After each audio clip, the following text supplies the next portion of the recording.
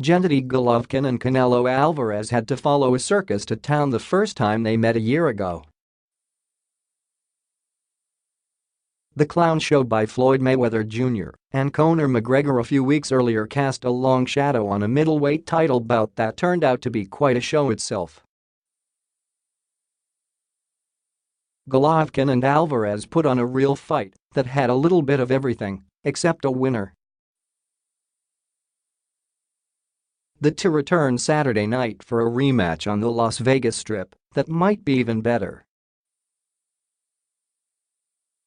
The 160-pound titles are at stake once again as the two fighters try to settle what they couldn't in last September's draw.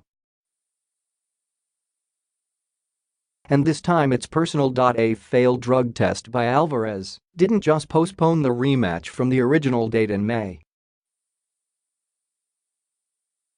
It sparked a debate that left Golovkin openly questioning an excuse about contaminated meat in Mexico and whether Alvarez was clean for their first fight. "I don't believe all his stories about contaminated meat," Golovkin said this week. "I think it's all nonsense. I don't like to hear his nonsense stories about contaminated meat." Luckily for Golovkin, he hasn't had to listen. He and Alvarez have shared a room only once since the fight was announced at Wednesday's final pre-fight press conference, and Alvarez is so upset about Golovkin's comments that he refused to do a traditional face-off with Triple G for photographers. When they finally do meet Saturday night, it will be with some hard feelings on both sides that didn't surface in the first fight. "I'm angry, but I'm going to use it in my favor in this fight," Alvarez said. "I'm bothered by all the stupid things they've been saying." A fight that had to happen after the disputed draw in the first bout almost didn't come to be after Alvarez tested positive for clenbuterol just before beginning training for what was supposed to be a May rematch. Alvarez was suspended by the Nevada Athletic Commission for 6 months, and then Golovkin's camp demanded a better split of the purse than he got for the first bout. A last-minute agreement resolved the purse split, with Triple G getting closer to the 50-50 he was demanding.